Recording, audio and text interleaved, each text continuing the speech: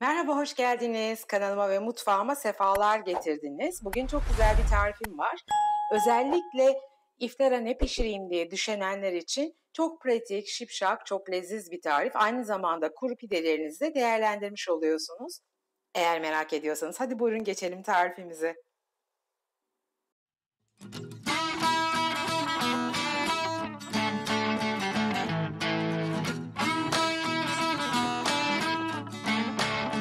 Şimdi bayatlamış pidelerimizi güzelce küp küp keselim. Çok ufaltmadan.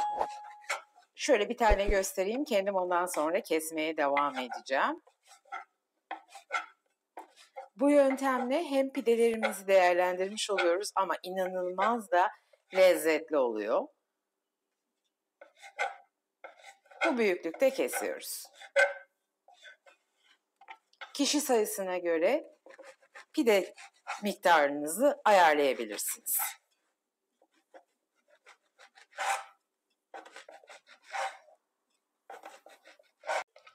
Pidelerimizden sonra istediğimiz tavuk eti olabilir. Arzu ederseniz buttan kemiksiz kalça ya da göğüs eti ama mutlaka biraz yağlı ve lezzetli olsun diye but kalçayı tercih ediyorum ben. Tavuklarımı da küp küp çok büyük olmadan kesiyorum. Buzluyken keserseniz daha kolay oluyor arkadaşlar. Eğer ki buzluktan çıkartıyorsanız hafif eridiğinde daha kolay kesebiliyorsunuz. Kişi sayısına göre tavuk miktarınızı ayarlayın. Ben 2 kişilik yapıyorum.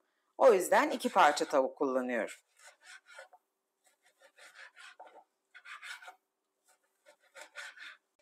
Şimdi tavuğumu güzelce kızdırdım. Tavuklarımı çok kızgın olan tavama atıyorum. Güzelce kavuracağım. Şimdi bir yemek kaşığı kadar da zeytinyağı ilavesi yapıyorum. Zeytinyağı da güzelce kavuruyorum. Hiç yağdan çekinmeyin çünkü yemeğimize sos yapmayacağız. Bu tavuğun birlikte piştiği bu yağ yemeğimize aynı zamanda sos olacak.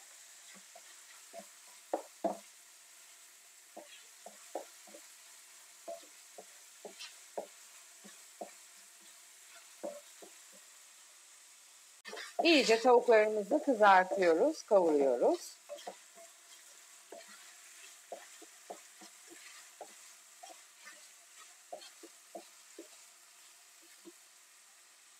Tavuklarım güzelce kavruldu. Hemen bir yarım yemek kaşığı kadar salça ilavesi yapıyorum. Salçamı da tavuklarımla birlikte kavuruyorum.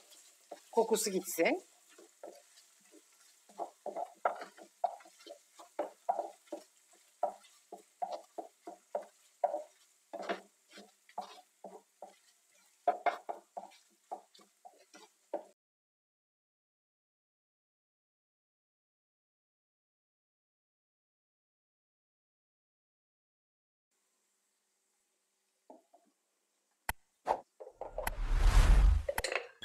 Şimdi hemen tavuklarıma bir yarım çay kaşığı kadar tuz ilavesi yapıyorum. Yarım çay kaşığı da kırmızı toz biber. Lezzetlendirelim biraz. Dediğim gibi sos olacak aynı zamanda. Biraz da karabiber çekiyorum.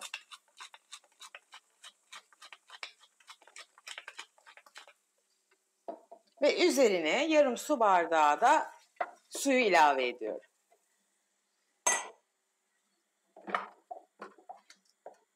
Suyumu birazcık salça ile birlikte yoğunlaştırana kadar kaynatacağım. Bir 5 dakika kadar. Tavuğumuz hazır oluyor. Pidelerimize geçiyoruz.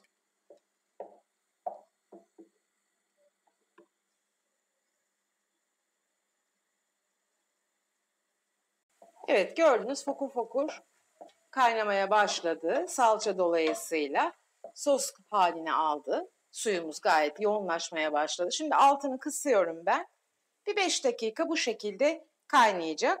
Tavuğumuz hazır olacak. Pidemize geçeceğiz. Dilimlediğim, kestiğim pidelerimi tavama aldım. Hemen güzelce biraz böyle bir kavuracağım. Çıtır çıtır yapacağım. Yağ ilavesi de yapacağım ileride. Pidelerimizi tavamızın içinde güzelce yüksek ısıda kavuruyoruz. Pideleri bir 3-4 dakika yüksek ısıda kavuruyoruz. Sonra birazcık hemen üzerine serpme şeklinde zeytinyağı ilavesi yapıyoruz. Bu şekilde daha çıtır çıtır lezzetli bir pide olacak. 1 yemek kaşığı, 2 yemek kaşığı kadar, 2 olmadığı hatta. Ve güzelce bir 2-3 dakika daha kavuruyoruz. Zaten çıtır çıtır oldular şimdiden, görüyorsunuz. Mis gibi oldu. Aynı zamanda bu şekilde biraz daha ufak keserseniz eğer, bu şekilde yaptığınız ve kavurduğunuz pideleri çorbalarınızın üzerine nefis garnitür olarak da koyabilirsiniz. Görüntüyü de güzelleştiriyor, lezzet de veriyor. Asla pidelerimizi atmayalım Ramazan'da. Pidelerimiz kıtır kıtır oldular. Görüyorsunuz arkadaşlar, çıtır çıtır, çok güzel. Tamamdır, şimdi servise geçebiliriz. Pidelerimi hemen servis tabağına alıyorum. Servis tabağına aldığımız pidelerimizin üzerine bir miktar yoğurt koyuyoruz. Yoğurdu çırparak, sulandırarak koyabilirsiniz. Üzerine de hemen bu hazırladığımız soslu tavuğumuzu sosuyla birlikte döküyoruz. Nasıl güzel koktu, nasıl leziz görünüyor anlatamam. Evet, nefis ama bir o kadar pratik ve kolay yemeğimiz hazır oldu arkadaşlar. Ben bunu normalde ekmekle de yapıyorum normal zamanlarda ama Ramazan'da da mutlaka pideyle bir yapıyorum. Değişik İskendervari, tritvari güzel bir lezzet oluyor. Tavuğun sosuyla sos hazırladığımız için daha böyle bir değişik lezzet oluyor. Umarım siz de beğenmişsinizdir ve evinizde denersiniz. Deneyecek olanlara şimdiden afiyet olsun diyorum. Hiç denememişlere de şiddetle tavsiye ediyorum. Gerçekten çok leziz oluyor ve görüyorsunuz çok pratik, hemen 2 dakikada hazırladık. Yemeğiniz yoksa ve iftara ne yapayım diye kara kara düşünüyorsanız size işte buyurun harika bir alternatif.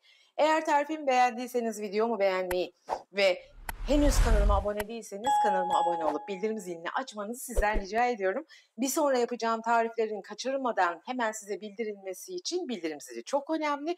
Aynı zamanda da bana destek olmuş olursunuz ve desteklerinizin devamını da arzu ediyorsanız, tariflerimi tabii beğeniyorsanız, sevdiklerinizle sosyal medyalarınızda paylaşırsanız, emoji de olsa, ufak minik yorumlar da olsa yorum yaparsanız ve mutlaka videomu beğenirseniz çok sevinirim.